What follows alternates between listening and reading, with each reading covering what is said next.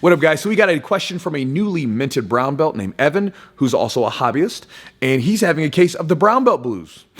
So, you have the blue belt blues we always talk about in jiu-jitsu, the blue belt curse. Well, he's got a case of the brown belt ones. What's going on right now, he says, is that in his gym, he's at the appropriate level of skill based upon where he should be, right? Rolls with the black belts, brown belts, no problem.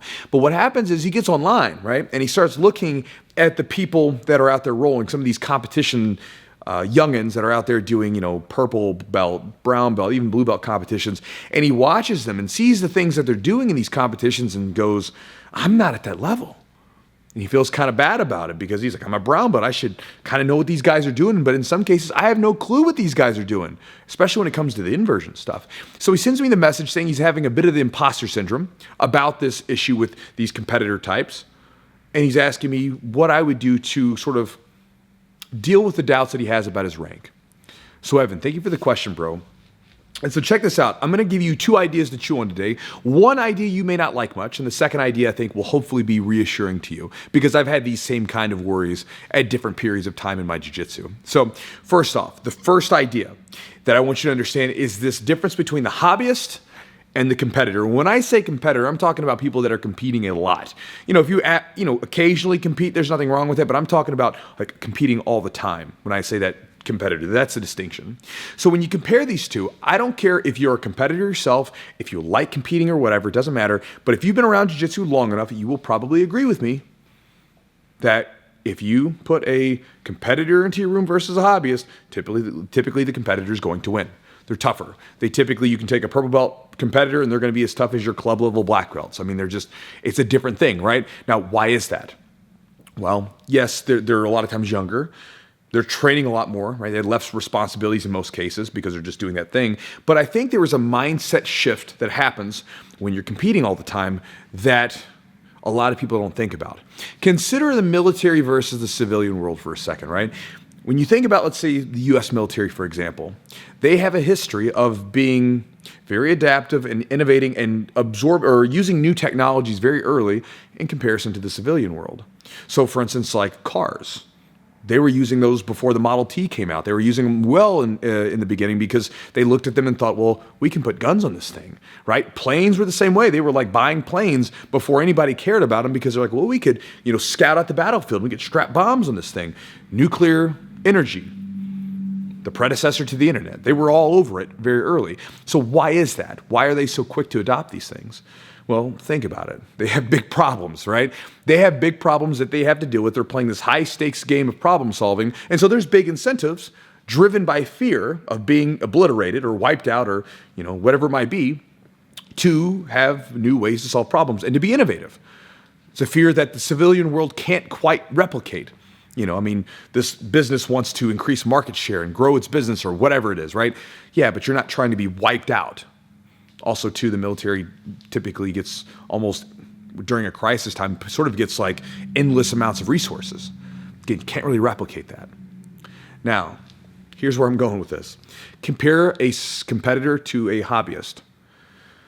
A competitor has a different level of fear that's sort of constantly there as they're getting ready. It's a level of stress and fear. Again, it's not crippling, but it's there because when a competitor goes out, especially someone who's competing all the time, they're probably wanting to do this all the time. This is their thing. This is their job. And their hopes and dreams and aspirations go with them in every match. And so it's all there.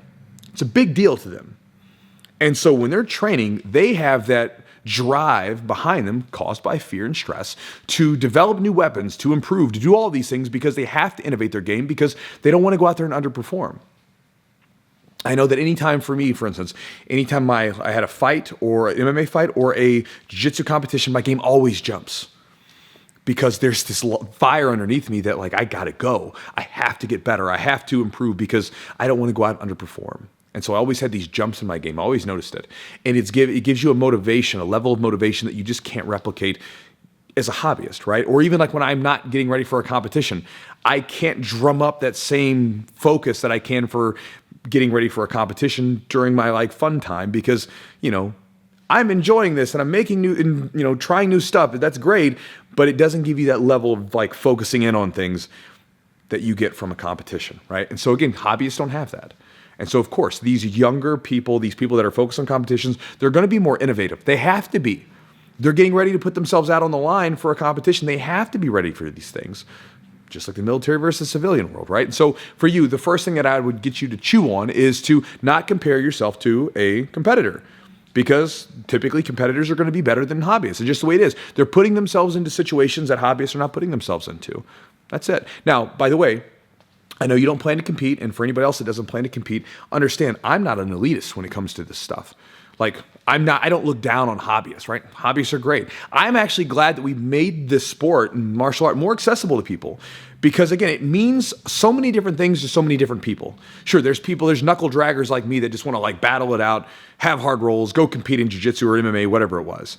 But then there's people that come into this that it represents something completely different to them, and they don't have those competitive or fighting aspirations, but it still brings something positive to their life. I love that. And so I'm not talking down to hobbyists. I'm just laying it out for you the way that it is.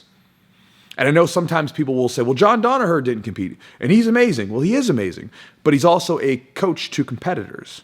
So he's still involved in that problem-solving mindset for these high-stakes game that competitors are playing, right? He's still involved in it.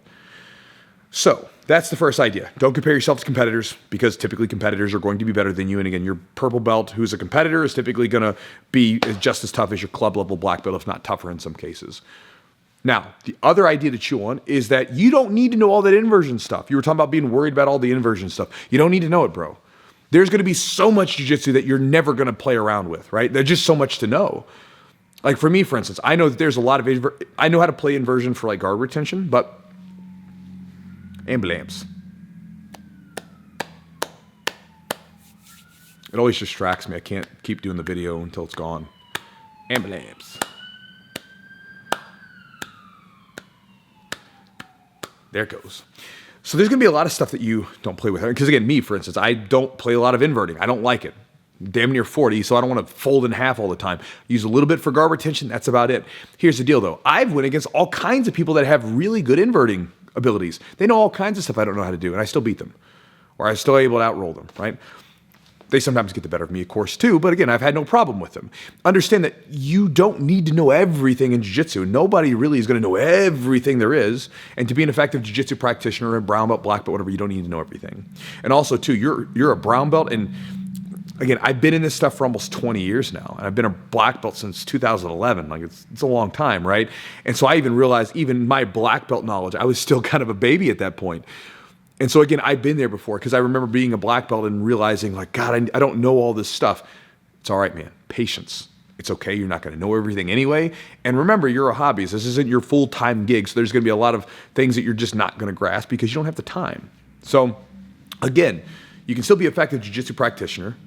You can still be very good at this stuff, even if you're not crazy inverting all the time, and even if you're not a competitor. But definitely don't compare yourself to competitors, and just understand that with your jiu-jitsu, you're going to not know everything, and that's okay. So just an idea to chew on, Evan. Hopefully that helps you, brother, with your issue of not feeling like a brown belt. You'll grow into the belt, I promise. If you don't feel like you're there yet, just give it time. And talk to you guys next time.